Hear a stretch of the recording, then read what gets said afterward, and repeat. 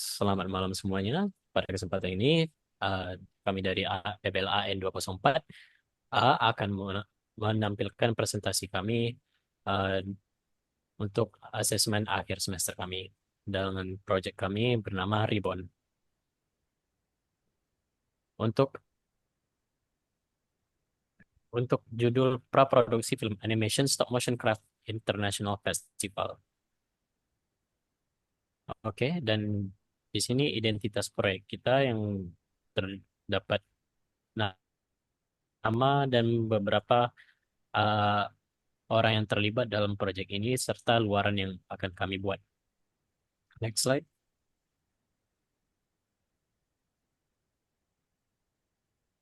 Untuk deskripsi proyek, di sini ruang lingkup yang kami buat adalah terdapat pada praproduksi yang berdiri dari stop motion,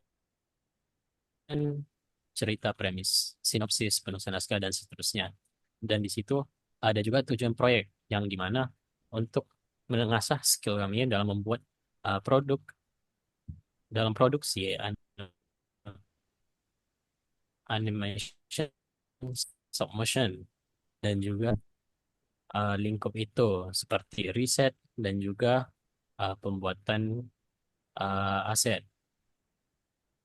Nah, untuk info proyek di sini terdapat semua informasi yang kalian yang dapat dibaca, yang berupa informasi yang terkait dengan semua.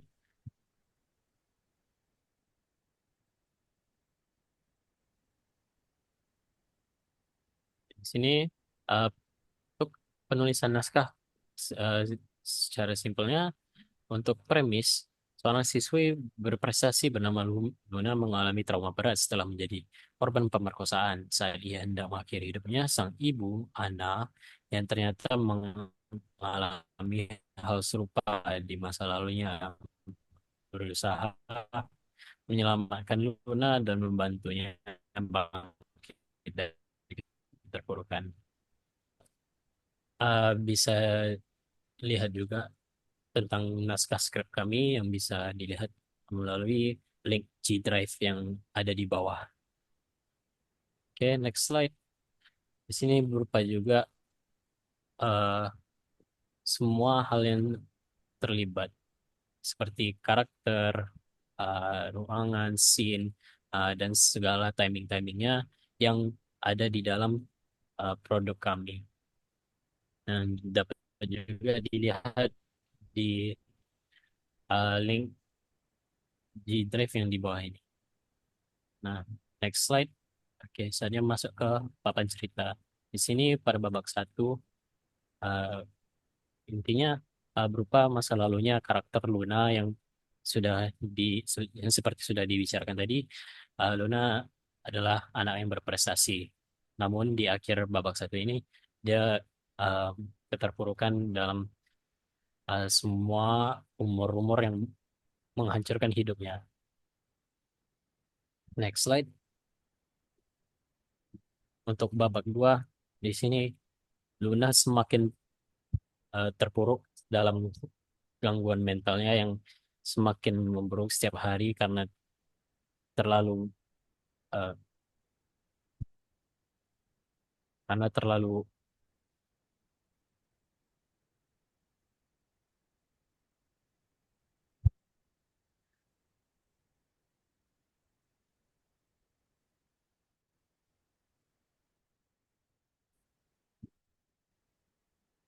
cek cek tes di babak dua dan lebih mendalam sehingga eh, ingin mencoba untuk menyakiti dirinya sendiri. Dan di sini juga ada paralelisme antara karakter Luna dan juga ibunya Ana saat masih muda. Nah, dan masuk ke babak tiga yang berada dari scene 11 dan seterusnya, itu adalah puncak di mana ketegangan ini eh, mulai tercapai di saat Luna sudah memutuskan untuk membunuh dirinya dengan cara menggantung dirinya. Namun ibunya mendobrak eh, pintu kamarnya dan akhirnya menyelamatkan Luna. Bisa juga dilihat di link di bawah untuk melihat storyboard secara lengkap. Oke, next slide. Dan di sini animatic storyboard, uh, namun karena durasi animaticnya sangat panjang, 5 menit 48 detik, tidak bisa kami tampilkan pada presentasi ini. Oke, next slide, desain karakter. Selanjutnya di sini dapat lihat ada konsep karakter dari Luna, yang dimana dia berumur 17 tahun dengan tinggi 150 cm, kulit putih dan juga rambut berwarna hitam, dengan potongan rambut yang berantakan dan juga mata berwarna gelap, memiliki luka bakar di tangan kirinya. Dan untuk mood boardnya dapat dilihat di gambar yang ada di samping. Next slide. Selanjutnya, ini adalah mood board karakter Luna sebelum dia mengalami depresi. Selanjutnya, next slide.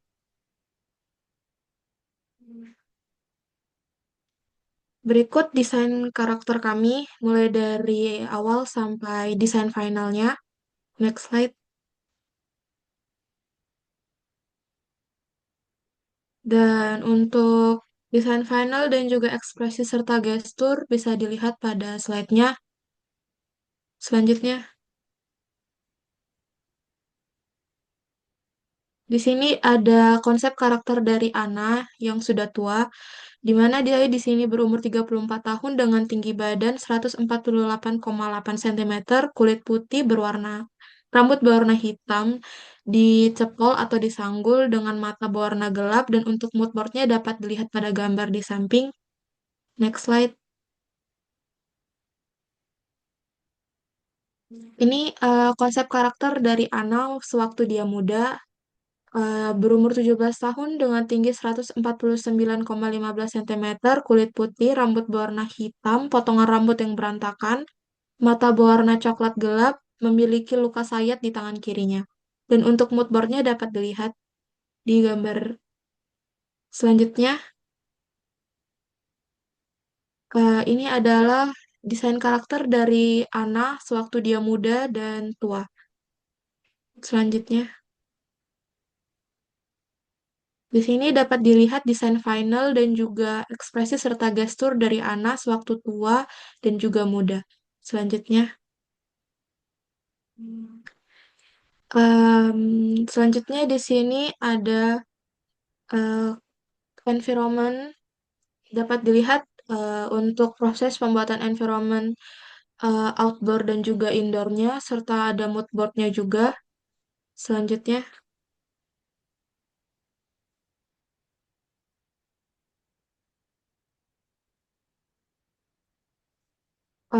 ini adalah desain finalnya.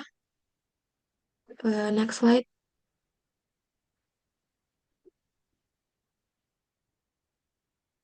Di sini penerapan Nirmana 3D pada environment outdoornya dapat dilihat ada menerapkan prinsip pengulangan dan garis dan juga prinsip ritme dan juga prinsip movement yang dapat dilihat, dan juga ada menerapkan elemen tekstur pada jalan, awan, tembok, dan rumput. Untuk selanjutnya akan dibacakan oleh rekan saya.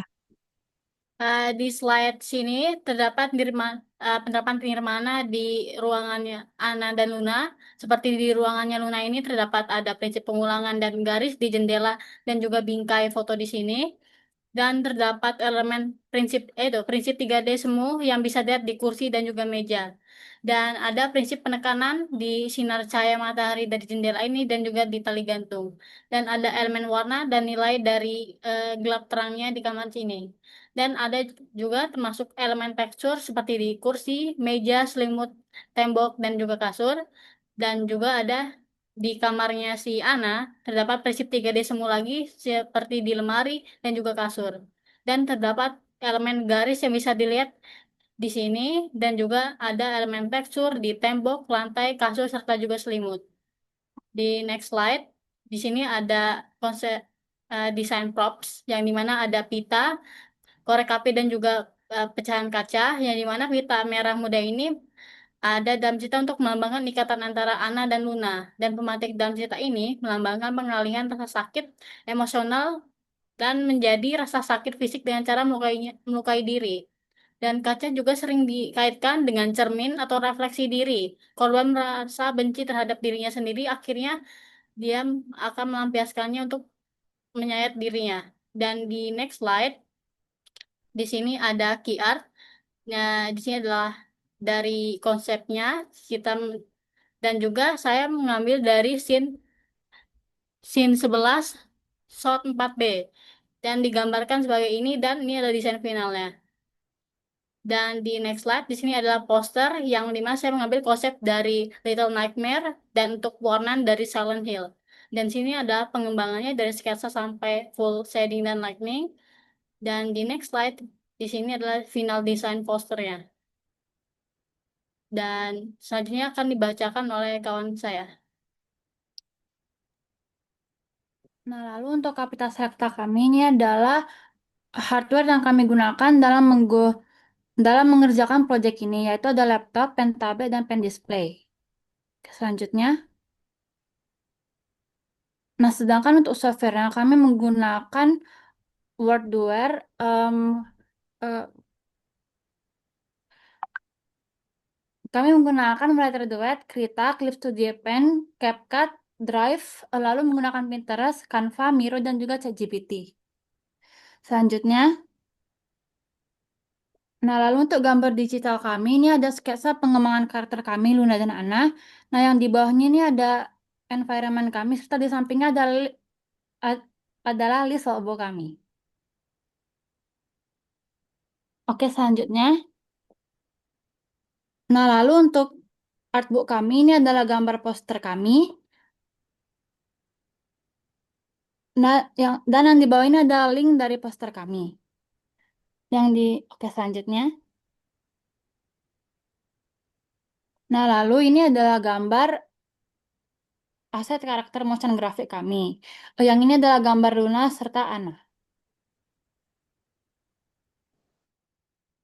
Nah, lalu untuk tahapan selanjutnya ini, kami akan merefleksikan proses kerja kelompok yang sudah berjalan untuk mengetahui apa saja yang sudah efektif dan yang masih perlu ditingkatkan. Harapannya ini supaya bisa jadi bekal untuk menghadapi tugas serupa di masa mendatang dengan lebih baik.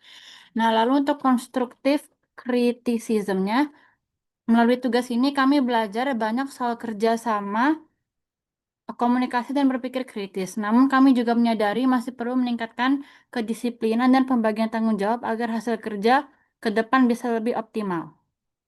Selanjutnya, nah lalu ini adalah daftar pustaka kami.